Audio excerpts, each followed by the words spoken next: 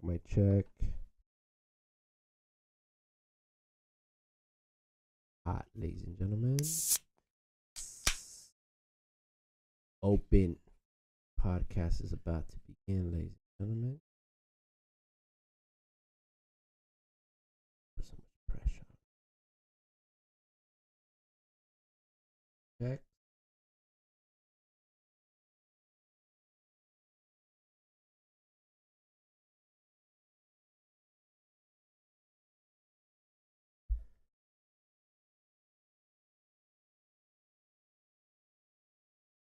All right, ladies and gentlemen. Welcome to the Higher Thoughtcast. I by Jesus. Depending how well. Good to me. And today's just me and my good teammate here, Osvaldo. What's up, Osvaldo? How you doing? Fantastic.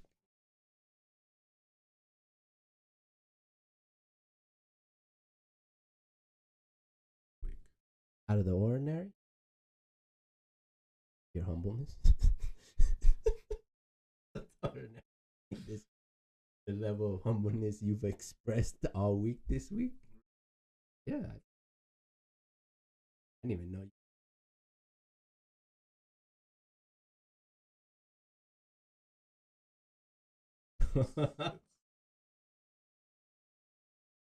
you. What about you? No, I'll give you a real answer. Week is that I've been going to sleep really late, but for some odd reason, I've been getting good sleep, even if it's a little bit. But I, for some reason, it still feels like if I sleep. That's good. Really time.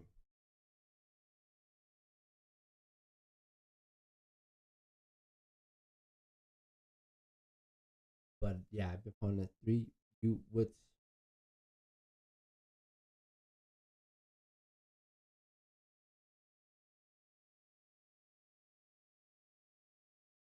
yeah, yeah. Right, right.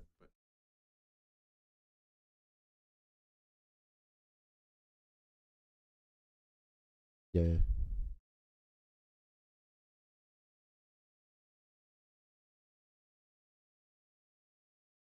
Sounds like all those stuff, ladies and gentlemen.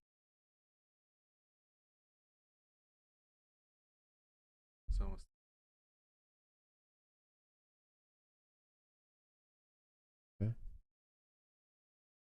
I've been staying up developing storyboards, next videos for our content. Like I'm going through a bunch of footage that I just want to use, so we can. I don't just have it there. And been I already have the storyboard for the next video, so video coming, gentlemen. Yeah, I have a lot of foot. You know what I. Yeah, you know what I found, and I think unconsciously I always wanted to do what we're actually because I have where it has edits. I even have this shot where I have a bunch. At some point, I consciously I think I always wanted to do, and looking through the archived footage, it shows that. I don't think I'm gonna use that one. Horrible cameras. First edit. Bunch of when we got a bunch of rent footage of us going places, and I want to use all that. So I've been reading,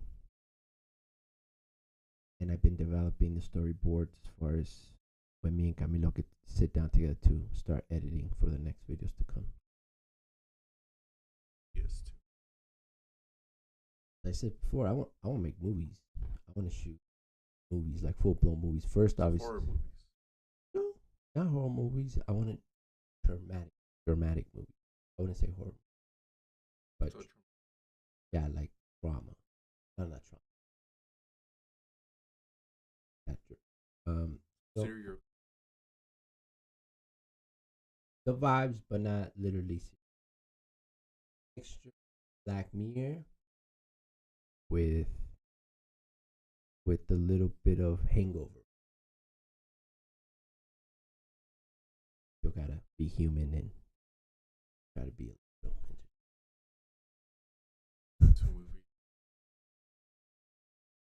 That's why I said it, because I wanted expression. 30 is the full. I mean, you get the whole behind the scenes, everything. We even consider doing so. Now that we technically posted our first video on this channel as far as an actual video, where do you, just from that, honestly, go? In the That he is quality. He saw it before we final decisions. He actually no, he actually made very good observations that we were. Osvaldo, for you.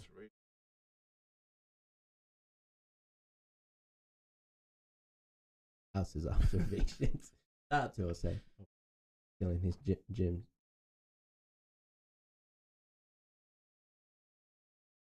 Alright, let me see. So something's cutting out. So let me just check that.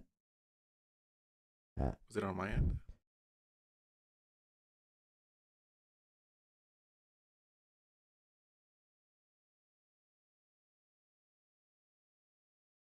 So, would you be interested in a 10-week hands-on mentored research opportunity for those who want to gain real-world laboratory experience in RNA biology, chemistry, biochemistry, genomics, bioinformatics? Does that actually sound as interesting as you just worded it, though? It'll depend. Okay. So, what about you? Because I don't know how much you want to share, but how you feeling about everything that you got going on? It's been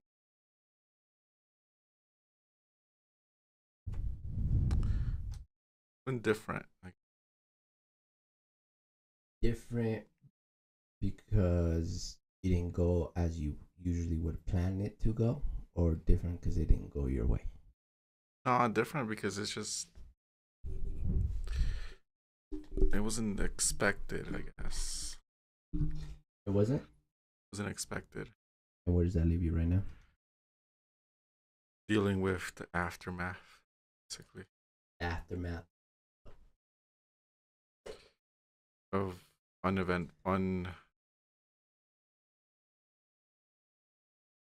just of unpleasant events. So, I see I've asked you this a couple of times off camera. So, what's your goal with your academia? You can be PhD researcher. You going for the MD situation? What's kind of? Well, I feel like for all of those, the ones that you're just mentioning, you would need some type of level of prestige or education. Is that what the whole game is about? Just prestige, and going through the right sources and having the right. For some people, it can be. Right. Have the right connections, know what programs to get into. Yeah. What people to know, stuff like that all goes into basically trying to go up in the hierarchy of academia. Right. So at this point, is there any discouragement from your end as far as how far you've come along? So I feel like the only discouragement that there would be more so in findings or discoveries, or of the actual legit research that you at sometimes what got you to be intrigued by this field, right? Yeah. So is it really everything that seems to be? Are you really doing the cool stuff? Are you really having an opportunity to use your original ideas or theories, or is that just kind of the marketing that seems to happen? Well, let me ask you a question first.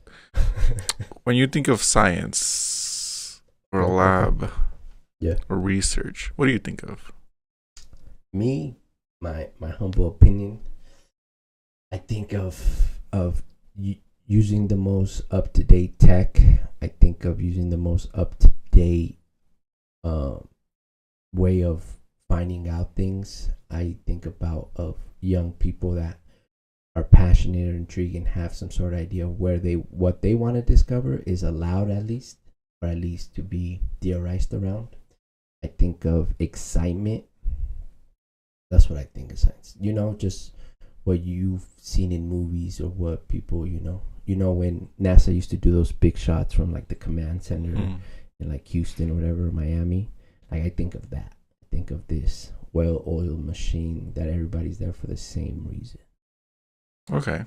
And I'll ask you back. So you that get to experience this through your process of your academic career, what is it really? What's the realities of academia? And you go to a pretty solid school. You don't just go to, as far as this state is concerned. It's well, academia right now, you could say, is in a limbo effect. How long has it been in a limbo? Is it recent in the past 10 years or more or less? It'll depend on where you're at. Right. But here I could say maybe the past 10, 20 a little bit. Yeah. So one of the things with research is 50 years ago, 60, 70 years ago, when most of the sciences were first being mostly explored, stuff like DNA. So 100 years ago, it was more exciting than it is at this point in time? A bit, because again, everything was so new and exciting. We didn't know anything about anything. Mm-hmm. So we were discovering a bunch of little things. We were discovering proteins, DNA, RNA, Yeah. genomic factors, everything like that. And we've gone really far in, like in the past 10, 20 years. We have CRISPR, which we talked about on a previous podcast. Go watch that video. 74 views, I think we got. Which again helps sickle cell anemia. But again, that's something from the past 10, 20 years. That technology has been around for the past 20 years. Yeah. And we're barely using it for a disease right now. Right. And again, how I explained on the podcast, the disease is a fairly simple mutation, we can say. It's just it's a fairly basic mutation that CRISPR is able to go in and edit. Right. So with since it's so recent, now we have to take a look at everything else. Like where is everything else? And based on what I've seen is we're too early to discover everything. I mean, we're too late to discover everything, but we're too early to actually make huge discoveries. So you've been at it how long now? 2 years. 4 years. So is there any discouragement from that standpoint? And do you think that takes away from the future scientists that want to get into the field? Because you're in it right now, you're in the field. You know what's really going on, and you know those classes that you're taking. So is that discouraging to you? And do you think it's discouraging to future scientists that are intrigued by this idea when they see it in movies, or the idea of it? No, I wouldn't say I'm discouraged, but it's different from what I initially thought it to be. Based on our current technology with computers, Yeah, of phones, course. cars, even, Yeah. you would imagine everything is constantly being updated Right. or constantly being innovated. Yeah. But in a research lab setting, it's not as current. Or as up to date or as cool as we would think Yeah. a science laboratory should be. So, of course, all the equipment everyone's using is super high quality, super advanced. Yeah. But it's super advanced for the time period it was in. When it was actually developed. Mm-hmm. Right. It's still advanced now, but For sure. it's less so when you compare it to, again, like phones, computers that are updated regularly. Yeah. So at that point, an up-to-date piece of equipment at school might be 15, 20 years old. All right. So before we get into the intricacies of that thought, what is science to you, and what was the initial intrigue as far as you choosing this path? What is science to you first? Well, for me, science and research basically is Keep talking. I'll get the charger. Keep on. discovering new things. Basically, how can we find out something that we don't know? How can we find a fix to a problem, or find a way to get around a problem? There has to be a specific way for us to get to the end point to discover more things. And all of that is done with research, basically trial and error on how to do things. Mm-hmm. And where was that disappointment when you realized that? Oh, it seemed. Well, because when you initially think of science and research, like, you're thinking about making all these grand discoveries, but a lot of it is not that Grand. And it's not really all it's hyped up to be. Yeah, and of course, like, this will depend on everyone's interest. What is it that you want to research? What is it that you want to find out? What question are you trying to ask? But in general, it's not so much about finding a grand question. It's about troubleshooting on how you could get to the grand question. And obviously that's needed, but is the troubleshooting a cause of an old system that just seems to be where we based our initial liftoff point? A bit. So it'll depend. So it's understandable. So in science and research,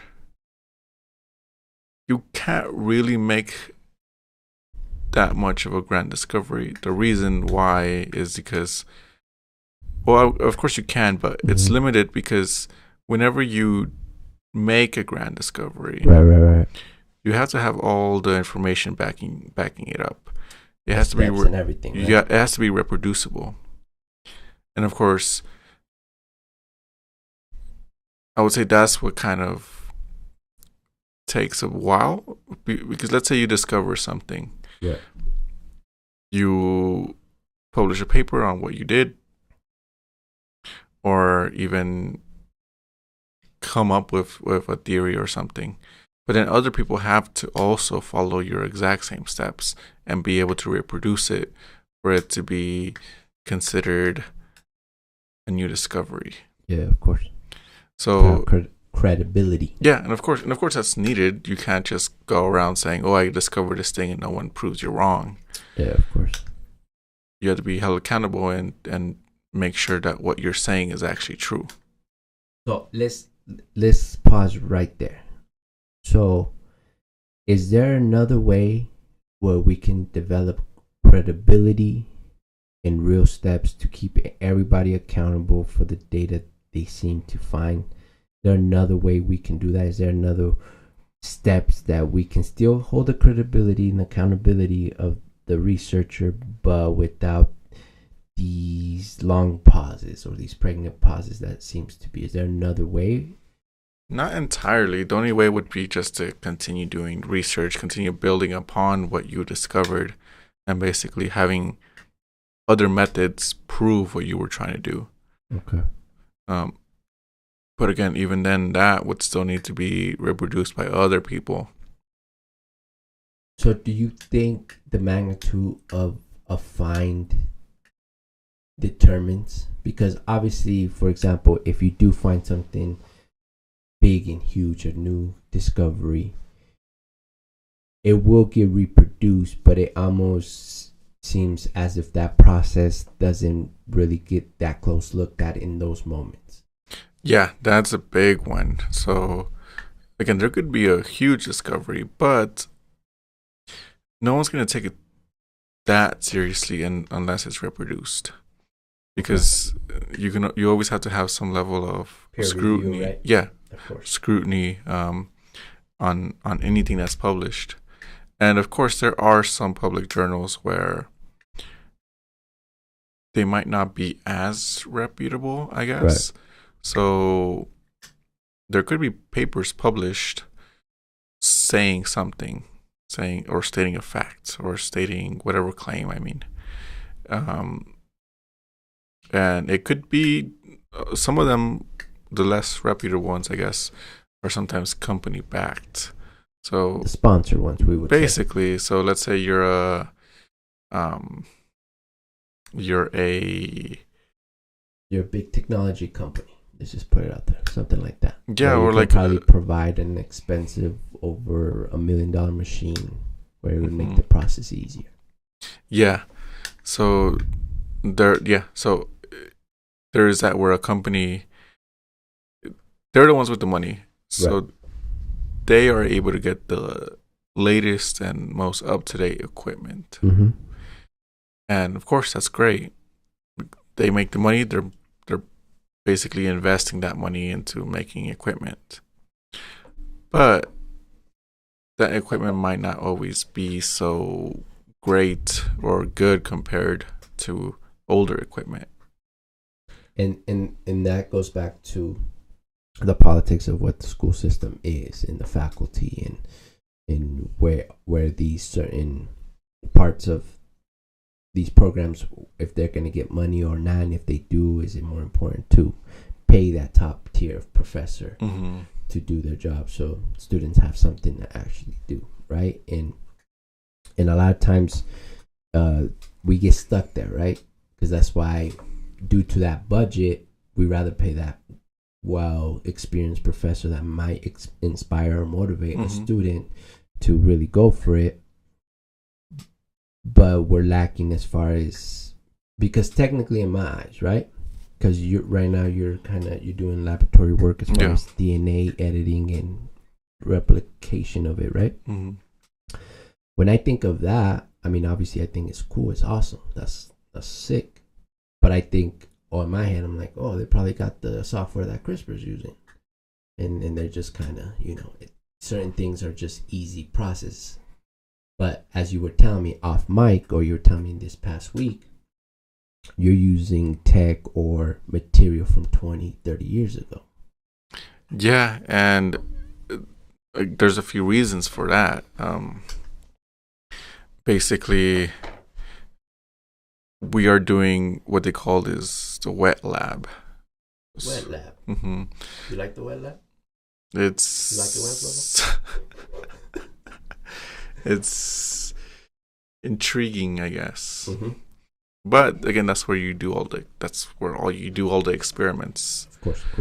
And a lot of the experiments are using, again, 20 to 30, mostly 20-year-old technology. Mm-hmm. But it's kind of needed. As far as what, to build the importance and value of doing this work, or to really understand where it comes from? A little bit of both. There's a lot of steps. It's like making a cake. There's certain recipes you have to follow, certain steps you have to take. You like cake or something? It depends on the cake. Your favorite cake? Like chocolate cake. Mm. Yep. If it's good, I'm down with any cake, but I definitely like. What type of cake? That's hard, man. I'll say a good red velvet. Okay. I like red velvet. So you were saying the process in these labs is almost following a recipe. When you so you're following a recipe, and a lot of the steps are manipulating. Like, so I guess in the process of DNA, you're manipulating the DNA. Right. So replicating DNA, like, it happens naturally in our bodies. Yeah. But in and outs, like, once you take that DNA out into the open, it's not just gonna replicate by itself. Because it's not in the system of our biology anymore. Yeah. Basically. So you have to put it under certain conditions where it will replicate itself. Mm-hmm. And those conditions are extensive. So it could start with you having to insert that DNA into some type of bacteria, so the bacteria replicates it. Mm-hmm. And then at that point, have the bacteria replicate itself that has the DNA in it. Then at that point, kill the bacteria that don't have the DNA in them. Yeah. And then from there, take that bacteria that have the DNA and have that DNA be amplified. And then after that, you could put it into it's called a PCR machine, mm-hmm. where you're able to, again, extend the DNA and duplicate it. Yeah. So all of those steps take a few days. So as you express that, all I can think is that developing real value in a student as yourself and your peers, or is that just because that's what we have left? I feel like it's a bit of, again, it's a bit of both. It can always go both ways. So the PCR machine, that is just a machine that will do, again, it'll do the amplification, it'll combine DNA, it'll duplicate the DNA, and we don't need to do anything. All we need to do is program a machine to do it. But again, 40 years ago, that whole step needed to be done by hand. So it's obviously advanced. It obviously has come a long way from its origin, obviously, right? But don't you think we should be at a different spot where we've had advanced from that point? Yeah, so again, it depends on what process you're doing. So the whole bacteria steps that I was talking about, those are still all done by hand. Right. So there's no machine that will put DNA into bacteria and then take out the bacteria.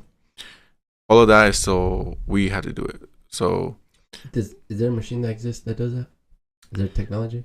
I don't think so, right? There might be, but it's, again, super advanced, where I wouldn't even know how it would work. But yeah, so like right now, like inserting DNA into a bacteria and letting the bacteria grow, like it's like overnight. It's like an overnight thing. For sure. And then getting that DNA, like, it's another day process. The whole PCR machine takes also like an hour to a few hours.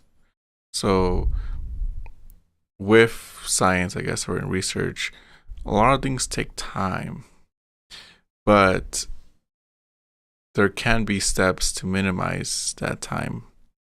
So again, like with the PCR machine, that has helped. Like we still learn about what the PCR actually does. Like we're still learning. Like we learn about what steps it's actually taking. True, but don't you get that when you learn what happens in the biology system that is our bodies? Yes. Isn't it a replication? Like this machine is technically trying to replicate the system that we naturally have. A bit. So what the PCR machine does is it uses heat. Okay. Varying heat levels. Yeah. Where at a certain amount of heat, the DNA that's double stranded breaks up into single strands. At that point, we would change the temperature and use primers. Primers are kind of like paint primers, where you use it to stick on the paint on top. So we would use these primers to stick additional DNA to that single-stranded DNA. We changed the heat levels again, and now the DNA with those primers is able to extend itself or keep going, making multiple bases. Yeah. And that whole process is repeated. Mm-hmm. So from one DNA, you get it cycles through, so it just doubles each time. So, because obviously there is value of understanding these systems, right? But is staying stagnant to kind of keep the scientists of the future kind of humble? Because as me and you, and the reason why we're even on this live right now having this conversation, because me and you like to have debate. Me and you have two different perspectives, right? Mm-hmm. As far as what we deem science, but sometimes it's one and the same. We just have different ways of getting there. And a lot of the times, the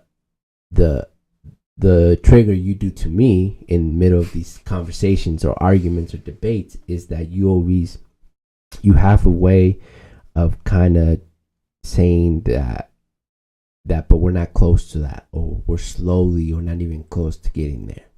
And prior to even having that discussion with you off mic, and as I told you, I finally have some sort of empathy, because before it just used to piss me off. So like, what do you mean, Osvaldo? Is we're not there yet? What do you mean, right? But I finally understand why you do that, and I'm trying to understand: is this what the school system wants? Is this what society wants out of our scientists, to have this kind of slow process to get to things? Because something about you specifically. Oh yeah, that me, Osvaldo. That's how you feel, Osvaldo? So you don't like me, low key, ladies and gentlemen. I got a gun under the table. That's why he's still here. Based on previous podcast, your demeanor would kind of say that you are more of an abstract thinker. I think we might have mentioned this. Oh yeah, I'm a big abstract. So you're a futurist. Well, you'll think of future possibilities, which is great. I feel like I'm similar, where I want to think of what's next. Right. But you always go to the end goal of we need this new technology. Right. Which again is great creative thinking. But where I'm at is, where are we currently? Where are we right now where we can get to that step? And I'll agree. Right. We have the theory on some of your abstract thoughts. Mm-hmm. We can see how to get there. Right. But we're still on the first step out of like 100 steps. Yeah, and I finally understand, because after you kind of describe what you actually experience in these rooms, in these classes, in these laboratories, I finally get why that thinking is that. So And you're right. There's 100 steps to be taken before the end goal. That goes without saying. And as far as my abstract ideas, they're not original to me. There's a bunch of people thinking in this manner. But so is that to develop patience? Is that to keep the scientists aiming low? It's not even that. Like, I think it's just limitations. But is it real limitations? Is it real limitations? Because I will, as I always do, I will accept the limitations. And if I'm too far gone in my ideas or in my imagination, cool, I'll take that. But is it an actual real limitation? I would say it's not just one factor that limits. There's various factors that put limits. So going back to, if you discover something, so many other people need to prove that you're right. So that's a limitation in itself, where you just have, science is slow in discovering things because science needs to say something is true before before anything. Yeah. Before it's taken as face value, before it's general knowledge, I guess. In your experience, is there anything as far as a scientific find that, obviously for sure it went through that process of being tested a couple of times, but is there any founding for you where it was just a no-brainer, where you probably didn't even have to read the peer reviews or the other attempts at this? I would say no, because the research I'm talking about is more like neuroscience, DNA research. That's that specific field. Yeah, just to make sure. Our bodies are super complex, so most of what we have discovered is your more face value findings. So like we have tissue, we have blood, we have red blood cells, stuff like that. But the type of research that's being done now is going a bit more extensively. More people are going in a deep dive into these type of things. Okay, so my question would be, is even the end goal being brought up? It's in these fields. It's mentioned, but not entirely. So like I was telling you earlier, we're in the middle of history where, again, we're too early to discover everything, but we're too late to discover everything, but we're too early to make these huge discoveries. Right now, by the way, to say, go ahead. Right now, like, we're just trying to figure out all the processes we need to make those grand discoveries. So right now we're learning about proteins, signaling pathways, stuff that are not that intuitive just by like using a microscope. And I do agree that to be able to really understand these processes are important, right? Because that gives us a better idea of what's really going on inside. And in that one, I would accept that. I'm like, okay, that's a real limitation. That's where we're at. But what is the rest of the world doing? You know what I mean? And that's where I'm not willing to accept that limitation. The limitation just seems we kind of just following suit, and the funding works this way, and it is what it is. And we're developing this kind of state of mind in our scientists where it has to be like that. Because in the lab, and I think we mentioned this earlier, as far as my humble opinion, I've never been in a laboratory myself, but just thinking about it, you need to be able to bounce ideas, or at least attempt things that are not on that recipe to cook that cake. Of course. Right? And is that even allowed in what you've seen so far? Or is the recipe and shut up in? Because, okay, so think of it this way. when this whole thing with DNA, CRISPR, or even just DNA replication in Yeah. general, Yeah. That's the cake. Replicating the DNA, that's the cake. So we have all these little processes, and these are the ingredients. Right. But now we can use the cake as an ingredient for a bigger cake. So now that's the process we're in. We are trying to discover the ingredients Right. for the bigger cake. We have found some of them, again, like DNA replication, CRISPR. Like, those are just parts of the cake now, ingredients of the cake. They don't make up the full cake, though. And I get it. And to a certain degree, those minor details are definitely really important, and we really need to make sure we understand why that is occurring, or that process needs to happen. But as I said earlier,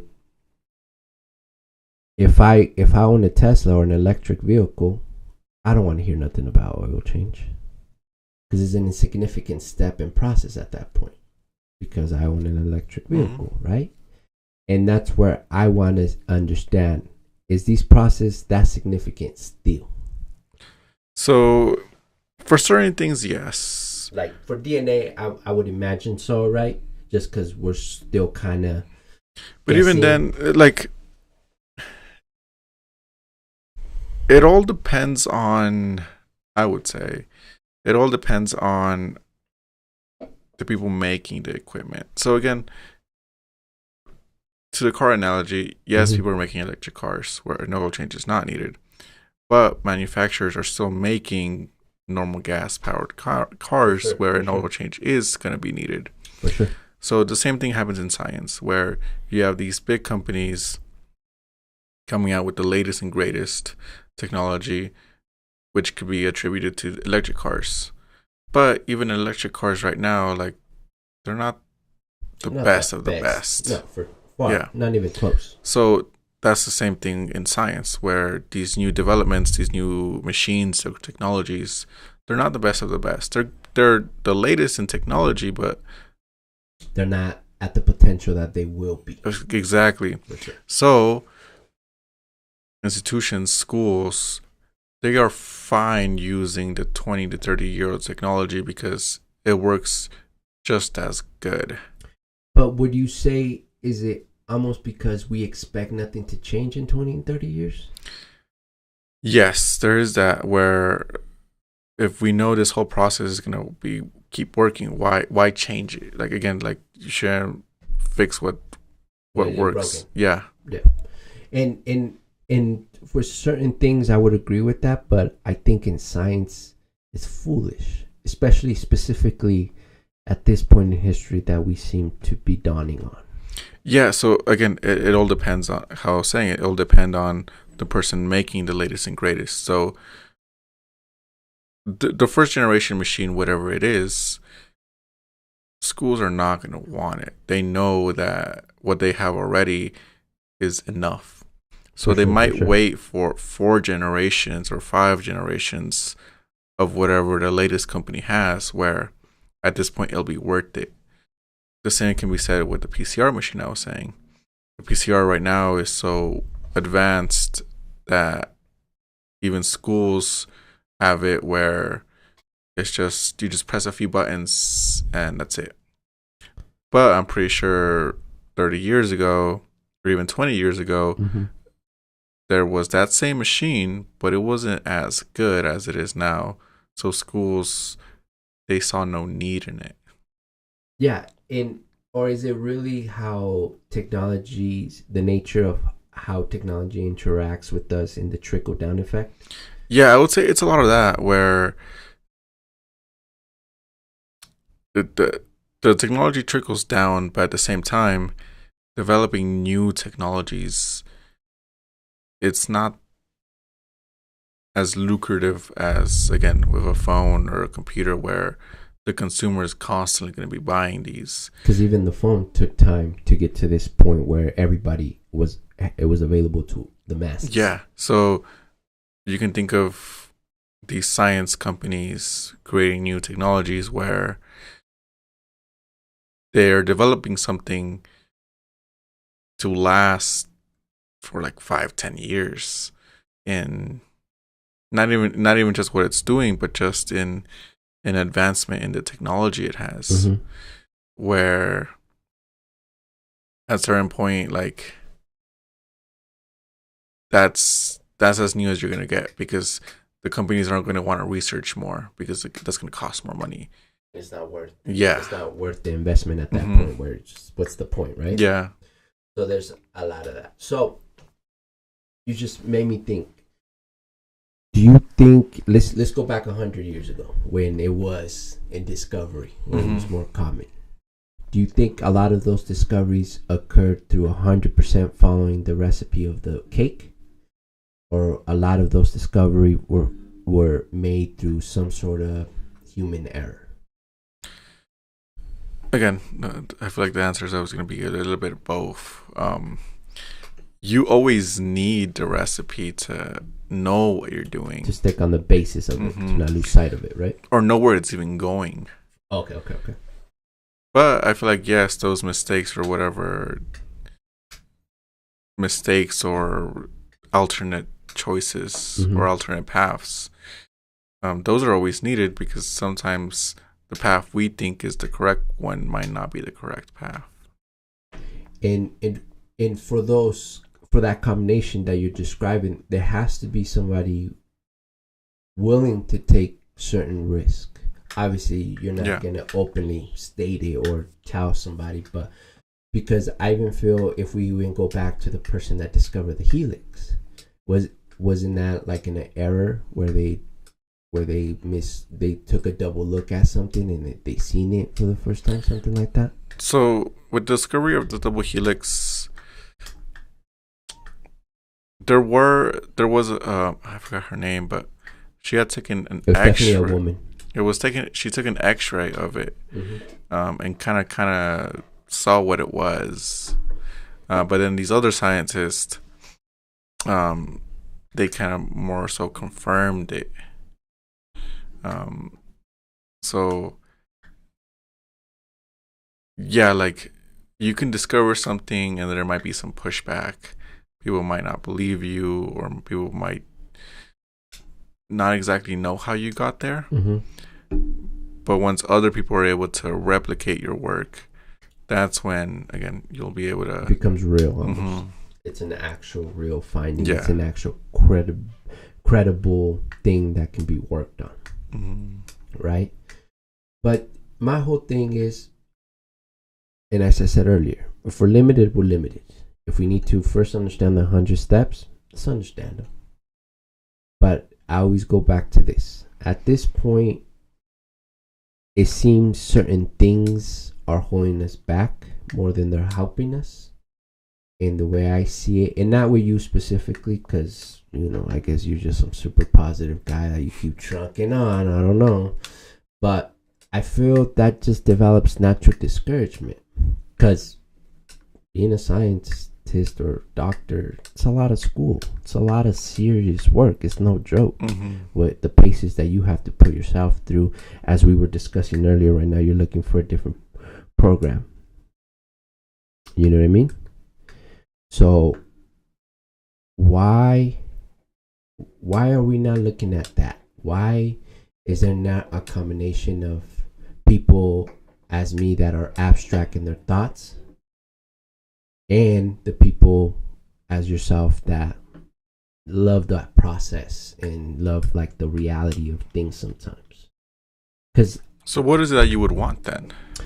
I just want a balance, and I want, especially for people like you that are putting their hard work money in paying those tuitions, to get the full experience, not to get this 20-year-old 30-year-old experience and not build any real inspiration or passion. Because and I've heard Huberman say this, most people that end up getting their PhD, they don't really have an original idea or theory. They just kind of find something that's been lived halfway and hopefully they can do something with that and not even discover the theory, just maybe add to it just so they can pass, right?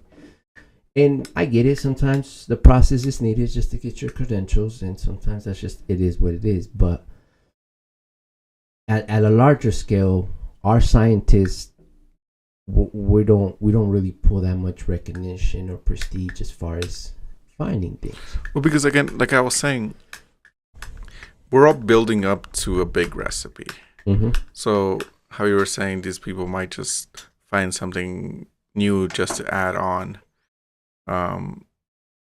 That's still part of the recipe, though. That little part is still part of the recipe. It might be small. It might even seem insignificant. But once we get to the end, that might have been a crucial step. But what if that's a bunch of bullshit? Like, what if in hindsight, that was just because funding sucked? That's just because we rather pay our professors more than actually invest or use the money you're paying. But it's still a discovery, though. It's still something new to be discovered. Okay. You still discovered something. At that point, it's still needed. And again, it might not fit in this recipe, but it could fit in another recipe. Yeah, because and we've gone back and forth on this conversation off mic. Because I get it. If you just want to be a physician, if you want to go work for a hospital, if you just want to go work for some random laboratory, this sounds the process that you need to go to. Mm-hmm. But I feel, my humble opinion, and I'm far from a scientist myself, but we need to develop passion in our scientists where they have an edge to them, where they go for the bigger thing, even if you fail, but you have that initiative. And I think this process is not for that. This process is, go be a physician, go get tenured, go become a professor, go teach other upcoming, right? And be satisfied with that. Go get married, whatever, have kids, Dr. Morales, And I'm not saying you specifically, because I know that's not what you want, but this process just seems to, it's when you ever walk around a lake and you just see a random dead fish and it's just kind of sad. It stinks. It looks like it's been there a while.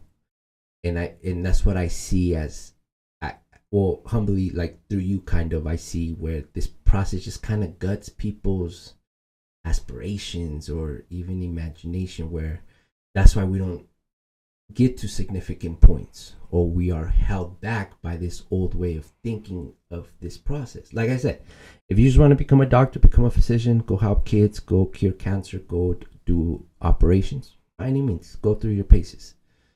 But I'm not speaking of sciences in that nature. I'm speaking of when science matters, and science is at the highest capacity that we can at this point.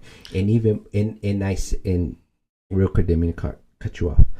And I say that because, like we were saying earlier, as far as history goes, this is the launch pad. But then you tell me the realities that you go through, and I'm like, is it really the launch pad? Am I wrong? Is this point in history not this point that I think it is? Because at that point, I wouldn't say the other thing you mentioned, not real science. All of that is still important. No. And I'm not saying it's not, because we do need doctors, we do need physicians, we do need people working at the urine analysis places. We need the blood transfusions. They are important, and that's why they will get paid what they will get paid, and they will make a great career. But this is not what we're speaking about. We're speaking about scientists with real aspirations and a real edge to really spark something or change the way. I'm not saying as a regular career, because if you just want to be a doctor and have your family, make sure you're functional and successful, this is it. This is the process you should follow. But I mean, making a real impact in having that burden on you to change or find an actual discovery. Because as I always tell you, as far as what I can observe from my humble perspective, and I'm nobody, ladies and gentlemen, but as far as what I can see, this is the time, this is the moment. And as we continue to time continues to pass us on, that this moment becomes even more like, more intriguing in that way. But I don't know. I don't see the spark a lot. I see it in people like Huberman. Love that guy. Super fan of his, and he's doing his differences. But just think about, we discussed this earlier, and I could be definitely wrong. I don't know, but it seems that his podcast propelled him in a different level where now he can really do what he wants, almost. And I could be wrong. I don't know. Maybe in Stanford they let him do whatever he wanted. But you see what I'm saying? Where are we wasting this moment, or am I just 100% wrong?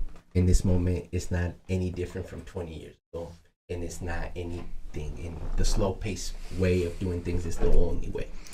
I feel like it kind of is, So, because I don't think this is a launch pad you're talking about. Let me know. It's just,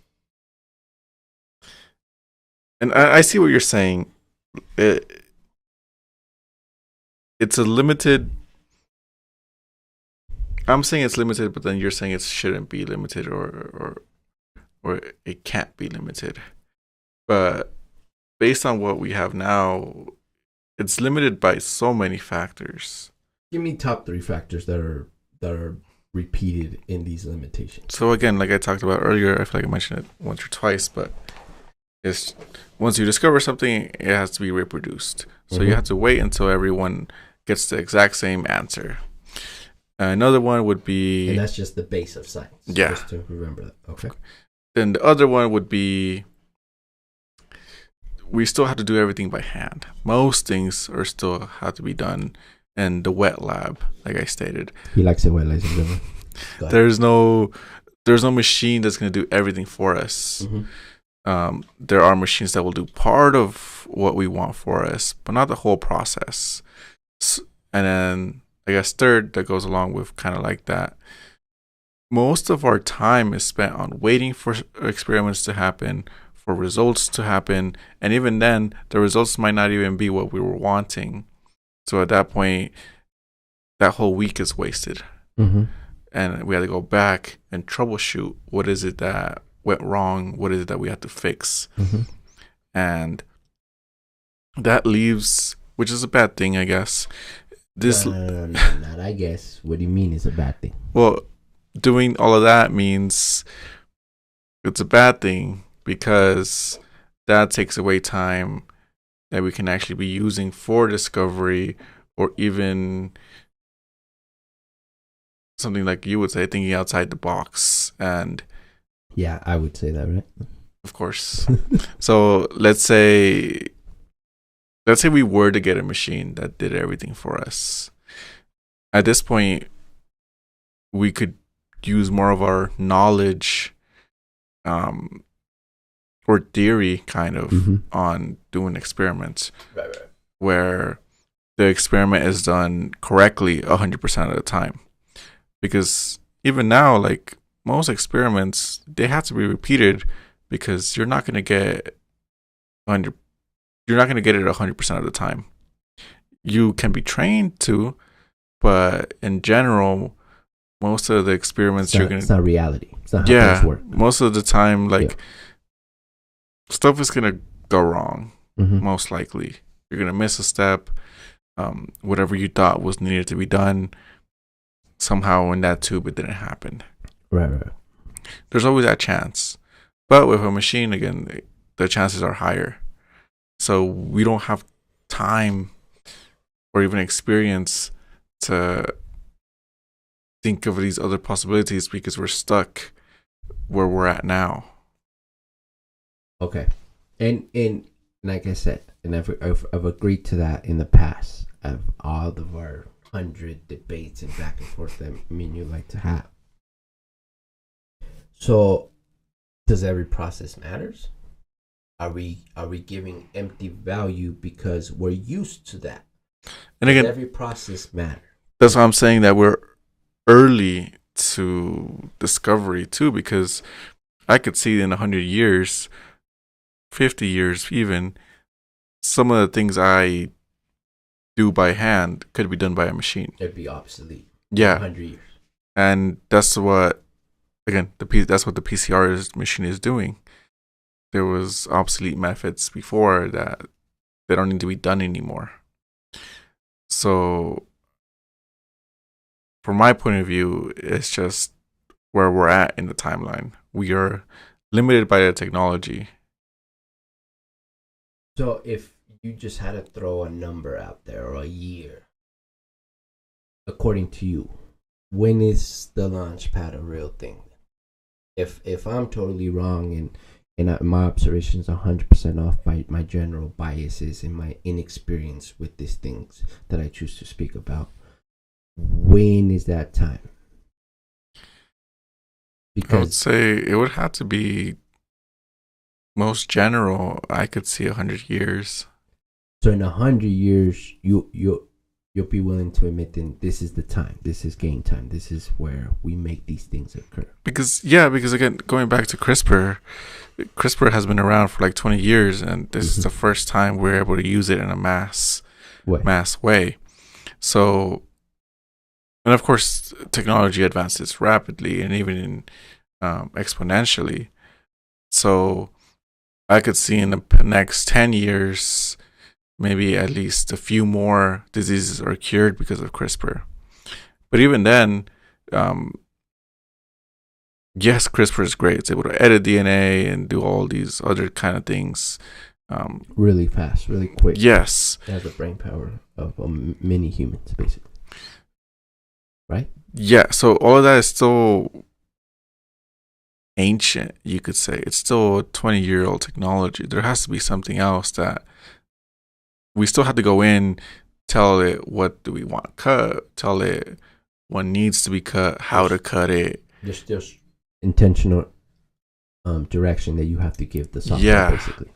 We still have to figure out what specific genes do, where to cut, like what happens if we cut this part, what happens if we cut this part, how long does it need to be, the DNA. So all of that still needs to be discovered. We don't know any of that. So once we know all of that, and once we have some type of technology that's able to even cut by itself, or like cut with some sort of information on the DNA, then at that point we can start making cures like every month or so. So from your perspective, is there an era or a time that we will be able to do that? But again, like I would say in 100 years, once we do have that level of technology. Why 100 years? Because is that the standard? Is that what history tells us? Why 100 years? 50 years, I would say we're getting there, but we're still testing it. Mm-hmm. We're still testing it. 75 years is, I feel like, when we will be using it or mass using it. But in 100 years is when I think it'll be more normalized. All right. Okay, so now my turn. So, if we go off what I'm observing in how, as the last podcast that we all did together, that this, to me, as far as my humble observation and what I could tell and what I could feel, this seems to be a significant point in history. What tells you that? Give me a minute. So, a lot of things tell me that. And I think what maybe I didn't make myself clear in that last podcast is that the simple essence of what is to be a human is changing right before our eyes. Mm-hmm. And I'm speaking in the manner from simply what we know to be of creating another human, and how now we're even having conversations where designer babies, where we can adjust certain DNA strands so they don't have that illness or they don't have that. Even that level of conversations that we're having and happening, it's not like we're theorizing at this point. Designer babies, obviously, it's not a worldwide option yet, but it's here. So when I see the shift in the it's not completely here though. Please check me. again, the theory is there, but and So we people are not having designer babies right now. we are able to test for things or even know if a baby will have some sort of deficiency in any aspect, and sometimes correct it with medicine. But to completely make like a disease-free baby, no. Okay, and I'll even give you that, and that's fine. But the fact that we're even having these thoughts and conversations should tell you that there's a shift, Of course, in the general understanding of what we deem to be truth or not reality, right? well, again, this goes back to CRISPR. That's a crazy theory as well. It started as a crazy theory, right? And now it's here. But there's a bunch of different theories that are more real than laughable, right? Just looking at what Elon Musk is doing on every aspect, from being able to land a rocket, from putting a chip in your brain, and of course there's criticisms behind that, or that he looked like he's about to finish that tunnel from LA to Las Vegas, where you can get there less than whatever time that is, right? There's just, from my humble observation, there's just a shift in our essence of the way we perceive things, because now we're speaking about how we're going to treat robots and what that means. And that's not far. You walk into a McDonald's, you're not getting your order from another human. You're pressing, and that's still a machine. That's not AI, because AI isn't a conscious, it's a learning machine, right? And not even conscious at that point, right? But these essential things are shifting, and you're right. Maybe it's taking their time, and we're not 100% there, and that's not 100% of reality. But these conversations are more a reality than before. Of course, and they're getting real close, and maybe it is just the scratching the surface right now. For sure, I'll give you that. But it's happening. You know what I mean? Like, as I remember, because I used to talk about robots since the early 2000s, and anybody that really knows me or hung around me, I've been saying AI for a while.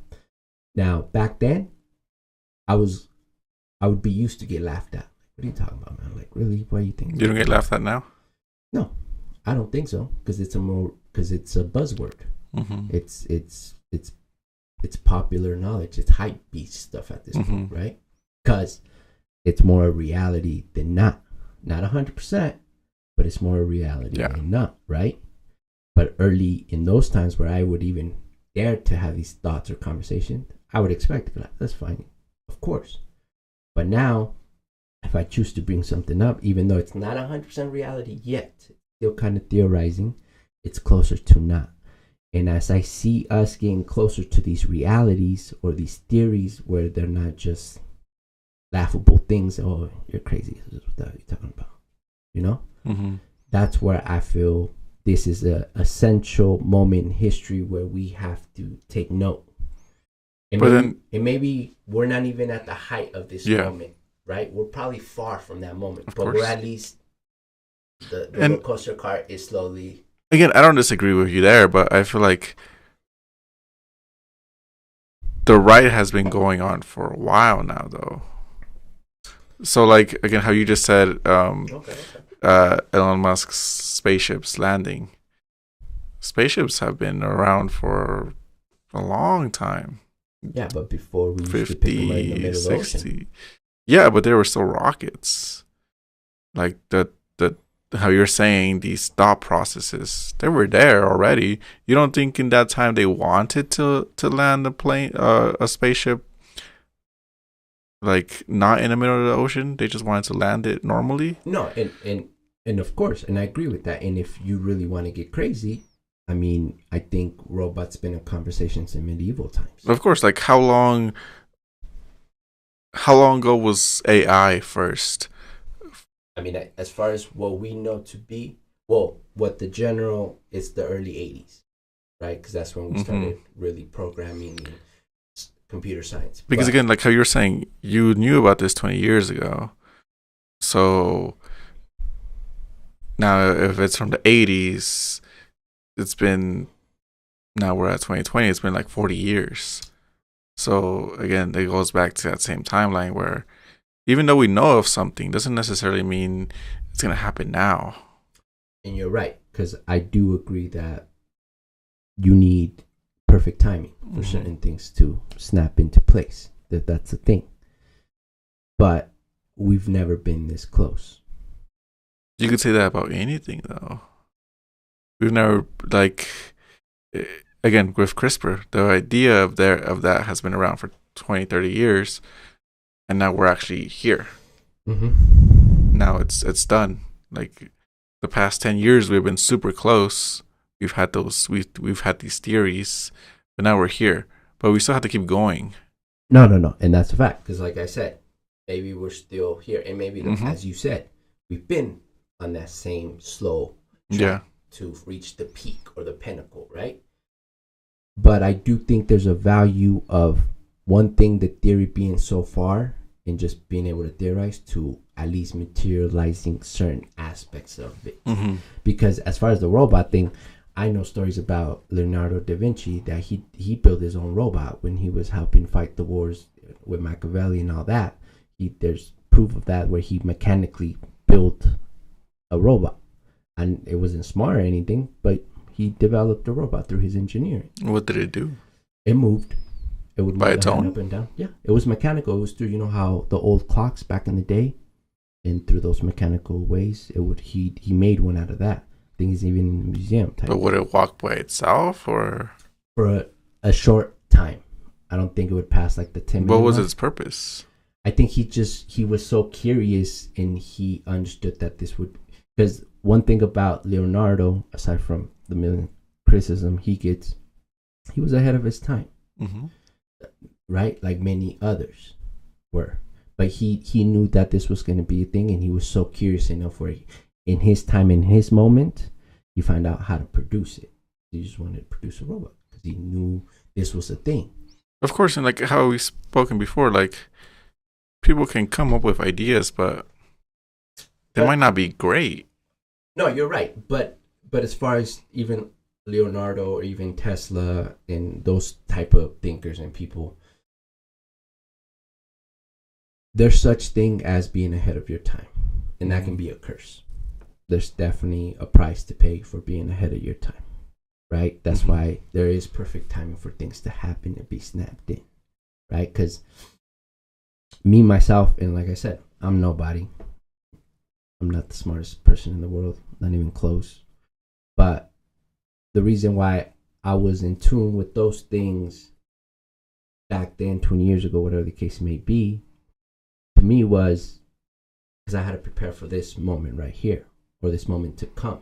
What's the moment now? What's happening now? Well, now we have to get in the conversations what machine means to us. Or like, what's so great now?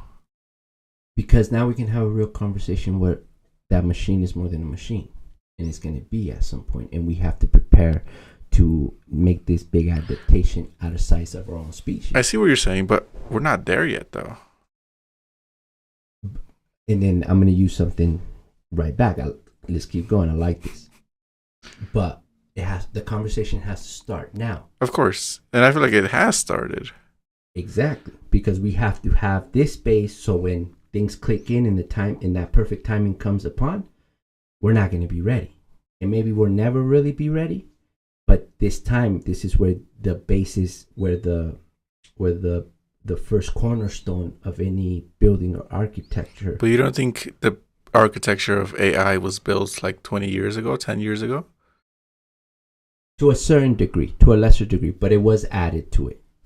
But now the conversation is more real, and it's more... But what makes it more real if it's always been there? No, because before you couldn't, 10 years, 20 years ago, if we would even bring up that robots would be equal to us or could be or think about it, that's not a thing. You can get laughed out of the room. And when you get laughed out of the room, you don't get a chance to process theories, or you don't get a chance to even say, no, you're wrong. No, that's not. Because that's the point of a conversation. That's the point of why me and you argue. Because we're trying to get to the same place, but I could be wrong, you could be wrong, and that's what we're supposed to call out each other. So now that the laughter's out of the room, and now this is actually prominent to conversation, we can take a real look at it without being laughed out of the room. And if you're wrong, you're wrong. And if you're right, you're right. Now the serious conversation occurs. Because as far as my personal idea with AI or robots, And this goes back to what you're saying, where that slow process is needed more now than ever, especially with that specific topic. Because as soon as, because one thing I would say about as far as the AI conversation, from my humble opinion, I'm nobody, ladies and gentlemen, is that will speed us up to a certain point. I agree. But then again, how you were saying the conversation, yes, the development of AI in recent years has been great, right. But you shouldn't be dismissive of the work that was done 10 years ago, 20 years ago. And I'm not. And I'm grateful and thankful because we needed it. We need it. No. I don't.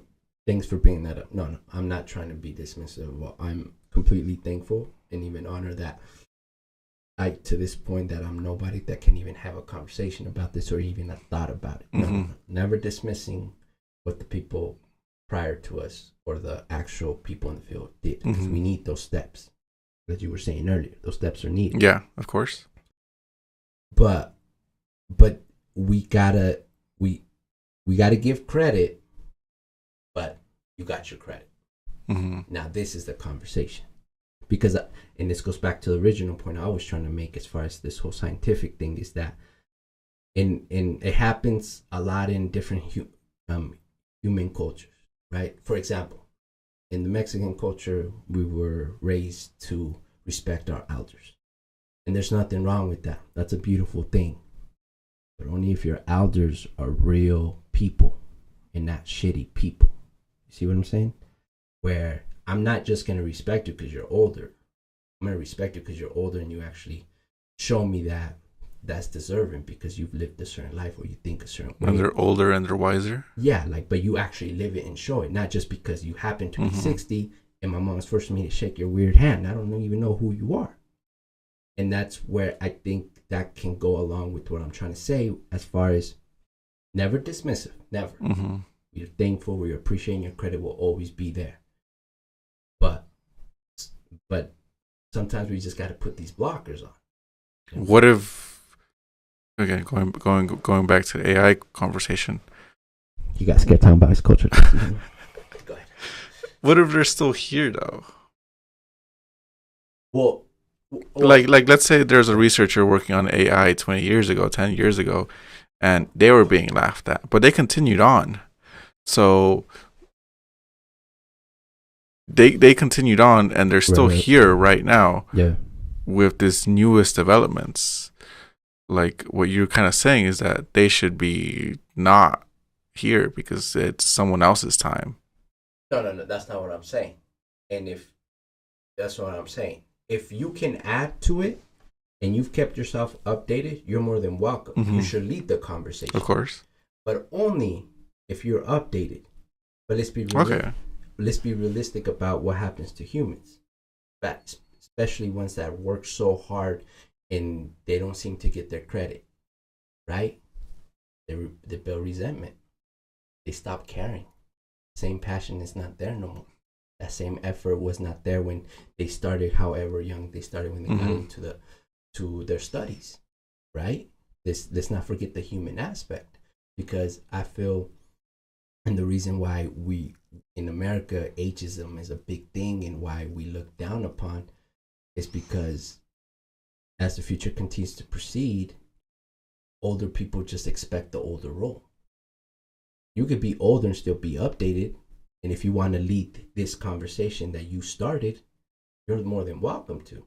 But are you actually prepared? Are you actually willing? Have you still kept up? Do you still have the same passion? Do you still care enough? Or is you just too old now?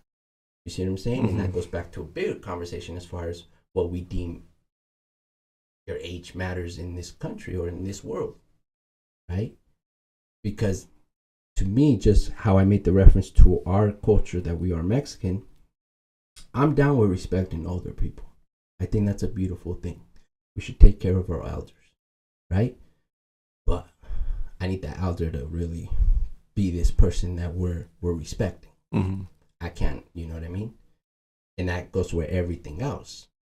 I'm willing to give you your props. I'm willing to give you your credit. I'm willing to respect you, shake your hand, invite you to anything that I feel you can lead us. Do you still want to? So, are you still willing to? are you trying to say that people right now don't have that drive, or have that drive more for AI? No, I think the drive for AI is definitely there. Obviously, ChatGPT is a thing. There's different various companies creating different ways of using it. There's different that drive. But the reason why that drive is there, in because for the same reason I just explained, we're gonna give you your credit, but we're only gonna look back once. And if you can't get with what's really happening now, there's only so much we can do for you, so much credit we can actually give you, so much applaud. And that's why I think AI is a beautiful example of this whole conversation, because AI almost cuts out the clutter.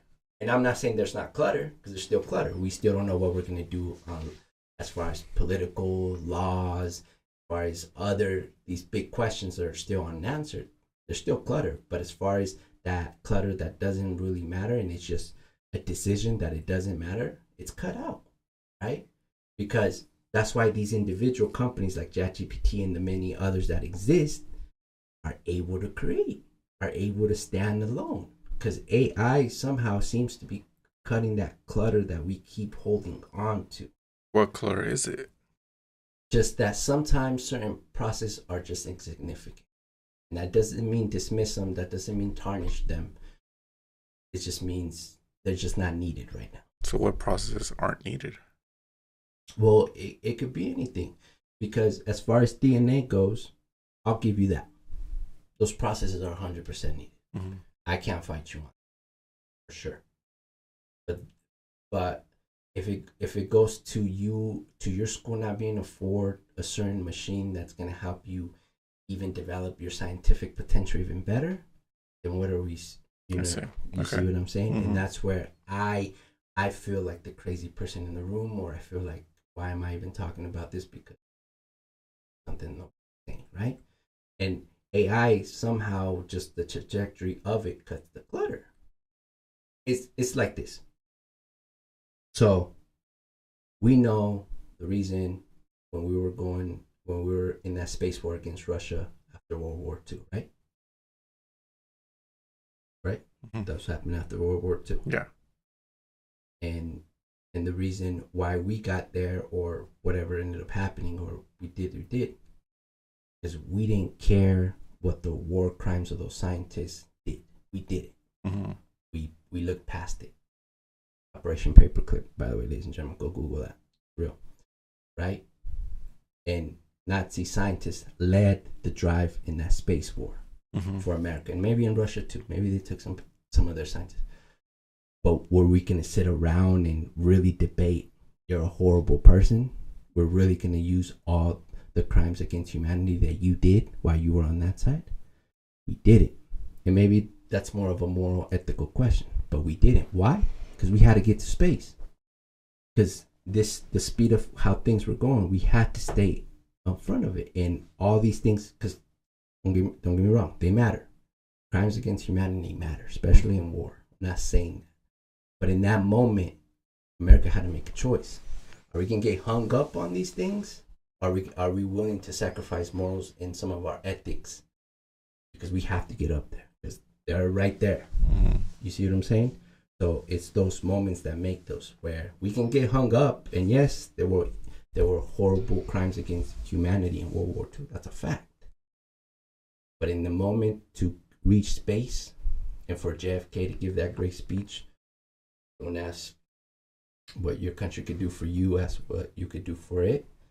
You needed that decision. You needed to cut out the clutter. But wouldn't you say that was during war times? We're not in war times now. Yeah, but then at that point, you're asking to redefine war, because we're in a Cold War with China right now. You know, we're still supplying. What's the thing that Russia's obsessed with? Was that Ukraine? You know, you don't think we have a hand in what Israel and the other side is doing? But at that point, it would be like saying the United States is building its own AI. Because right now, ChatGPT could be used by anyone. But ChatGPT is an American company. But it can still be used by everyone else. 100%. But if it does come to those lines in the sand when it comes to war, it's an American company. Of course, but are we there yet? I don't think we're gonna have to get to that point, because I think that's the point of this fast track, where AI is for the people. Mm-hmm. AI is to help us. Now, how you see that help, that's on you. But that's the point, not to do that. But if it came down to it, what, didn't they just have Zuckerberg go get yelled at because kids were committing suicide on Facebook or something? Wasn't he doing something like that? Right? But when it comes down to it, regardless of who you are, you're going to have to face it. Mm-hmm. And if it came down where China wanted to get smart with us and, well, we have the best, or even Korea, whatever, or was the correct Korea? I want to say South? No. Which one? This north, the battle, right? The battle, North Korea. Yeah, okay. Make sure we're right. If it came down to it, we're gonna not let other countries use our AI and be like, nope, this is America's. So what do you want to do now? If it came down to it, I hope it doesn't, because I do think AI has to be developed in a more humane way for it to actually see what it needs to see. But the point why I wanted to have this conversation was, is every process that important at this point? And we have to be strong enough to say, well, of course not. I feel like but again, it's still over time. Like, you can't just get rid of everything right now, because to make everything simpler, at that point you might be missing out on important information, or even steps that you might have not thought were important, and then they turn out to be important. So I feel like that's why it always takes time in trying to figure out what is it that we don't need, or it takes time to, how you were saying, take out the clutter. It takes time because we can't ever really truly know what's clutter. And we can't ever truly know if everything does really matter, or if we have to learn it by going through the process, or we just of course end up learning the hard way and be like, damn, we overlooked that step, and that's why this is happening. So again, go back to the science talk. If we're talking about clutter, it could be, let's take out this clutter. But then it's needed, so we need to bring it back and maybe take out this other clutter. But what if we take out 2 clutters instead, or add 3 more clutters? It's the whole, and how I stated, it's troubleshooting, trying to figure out what's the best way of getting to a certain step. And once we have all of those steps, yes, we can take out the redundant steps, but it's still a process. It still takes time. Yeah. And to be honest, that might 100% be my brain, and how it's unhealthy in that way. Like, you just want to get rid of all the clutter immediately. No. Just chill out. No, that's not what I'm saying. I just think, let's just look at certain process and really think, does this really matter at this point? And I agree with you, because there is certain process for those reasons you just saying. Mm-hmm. We need them 100%, right? But let's just look at some of them and really tell it to ourselves. But you wouldn't say that is happening already? Like, because again, like, if you look at any scientific process, and it might look like a line. Like, again, let's say you have clutter, and let's say you're constantly taking out one thing, putting one thing back, taking out another thing, putting in another thing. Over time, it'll look like a line. The clutter is still going to be the same throughout the whole time. Mm-hmm. So it's going to look like there's no progress. But there has been progress, because things have been changed around. Yeah. And this is the beautiful thing about these conversations. As I said, ladies and gentlemen, I might be wrong. I'm nobody, right? I'm just a person that sometimes... Who are you? Likes to think I'm Jesus in HD.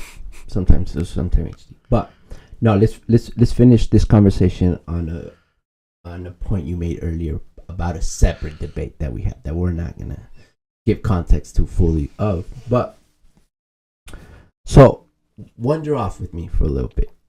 To where? To the Neverland. As you were That's what you want to go. I'll drop you off, bro. I'll pick you up. You let me know how that goes, right? You let me know. That sounds like I'll drop you off. I'll go kick it with the Pirates. But you made a interesting point that I agree with. Because one thing, and just real quick, back to the first conversation. I don't think I think about the end goal. I think and sometimes I do this because, like I said, my brain probably a little, it's definitely unhealthy in certain aspects where a lot of things don't really matter. They don't. They seem like they matter. Of course. And for those reasons that you name, some of them definitely do matter, but some of them are just for political reasons. Some of them are for funding reasons. Some of them is because somebody at top just, this is how they want. Sometimes they're for cultural reasons. Exactly, right? Just how I said about like how I was raised with the Mexican culture. Like my mom wanted me to respect older people, but I would be like, bruh, I don't know this lady. She might be evil. I don't know what you telling me to shake hands with, right? So if you had to share, as you said it, an end goal theory or idea, which one that you have on top of your head right now? What do you mean? Well, what's a fantastical idea? Let's call it that. A fantastical idea for an end goal? Yeah, scientifically, futuristically, AI. Sure, it can even be too close. Do you have one that you probably have kept yourself because I do have you're scared to be unhinged? I do have an unhinged idea. All right, go ahead. So I don't know if you have ever driven a stick shift car, but no, I never have. I don't even know. But there's gears. There's 1, 2, 3, 4, 5, 6, and then you have reverse. Yeah. But my unhinged idea is that is a more automated process. A manual system. Mm-hmm. Okay, well, please. So my grand idea is, it's even being in fruition right now. So what you do is you take a manual transmission that has a clutch, has an engine, and so you have all of that, which again sounds like a normal manual transmission car. Of course. But you pair that up to electric motors. And Mazda is doing it right now where they're using a rotary engine to possibly power an electric drivetrain. So now this could be more of a hybrid setup where we take a manual transmission, be able to control an engine manually with the manual transmission. But in a normal car where you're in first gear and you get high amounts of torque, now you have that plus added electric power. So now you're not just limited, you still have a manual transmission and you get the benefits of an electric torque or speed. Sounds cool. Well, we're close, right? As you said, Mazda is trying it out, right? It's the process. That's my unhinged idea because no one seems to want to build it. It's either you go straight up manual transmission or you go straight up electric. So why do you think these big companies are shying away? Well, because it's not really financially smart. Like people that's are not gonna go for it. That's what I would want, but it's not what people would want. People would either want. So why do you want that? Why is that? Because obviously you've set this idea before. So why is that important to you? Because I want the best of both worlds, basically. And then again, going back to the idea, there could be a button where you switch off or press where all you use is electric motors. You wouldn't need to use the transmission anymore or the engine. Yeah. And the reason this isn't in fruition is because it's either you're a gas person with that just wants manual transmission, or even just wants no electrification. They want pure gas engine. And then you have the other side where they just want pure electric. There is no middle ground currently. But that's almost in the way these things were marketed, right? Basically, you're supposed to be on one side and the other to tug back and forth, right? It's just kind of, it makes more money when you have sides. And there have been some newer hybrid cars. Remember that hydrogen car I told you about? I don't remember the name. So there's like the Corvette E-Ray, basically, that's fact. Where that uses a normal engine. It's automatic, but it still uses electric motors. That would be the easier way of doing it, which is being done right now. But I would still want that manual transmission with the power of an electric car. Okay, that's a good one. I like that one, because we should have availability to both worlds. What's your unhinged idea? What abstract idea do you have in fruition? Thought about this the other day. These words synthetic, these words artificial, these words non-GMO. I think they're hurting us. Oh, okay. And more in specifically from where I'm stemming this idea from, in the AI world, in the robotics world. Because we're doing a disservice for ourselves in having true understanding of the possibilities and capabilities these things can add to our reality, our lives, and just yourself. And I think a lot of people, when they obviously, when you hear artificial, you know the thoughts you get, not real enough, not human, or an artificial being, or synthetic, or non-GMO, right? And we've had that discussion as far as what that even means. But we have to get away from these words because they're damaging our conscious of what the future will be or could be. And the way I mean that is in the matter where, obviously right now maybe it is more artificial than anything until the AI becomes conscious and develops self-awareness, just to be more specific, right? But even now we have to get away from those words because we're putting a wall in front of us for us to fail. Because when we speak of adaptation or using these other ourselves, we're limiting ourselves, and we're developing, as you said in your idea, sides where as far as my humble opinion and my observation, the next part for our evolution, and I use this word evolution lightly because I'm not too much fond of that word. This is our next part. Adaptation in the synthetic ways is the natural way that we have to perceive the future. Well, adaptation is part of evolution. Exactly my point.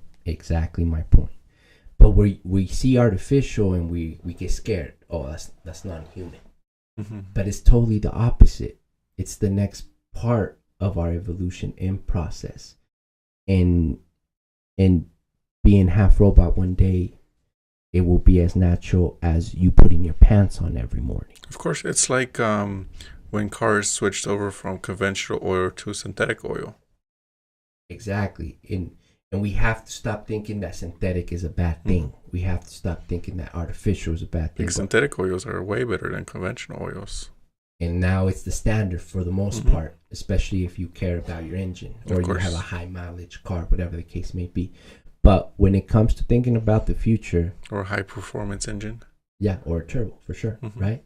So when we think about the future, we have to stop being scared of these words. Yeah, like what if you have a high performance body? So at that point, you would need more high performance additives.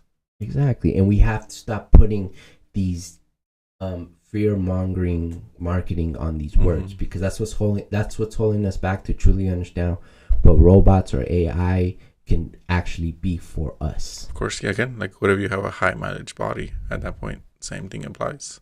Yeah. All right, ladies and gentlemen, with that said, Osvaldo, thank you very much. I think today we finally put this conversation on camera, because we do this a lot, ladies and gentlemen. We do this a lot.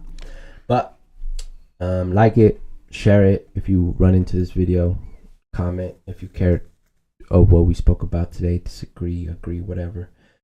But on that note, this has been the Higher Thought Cast.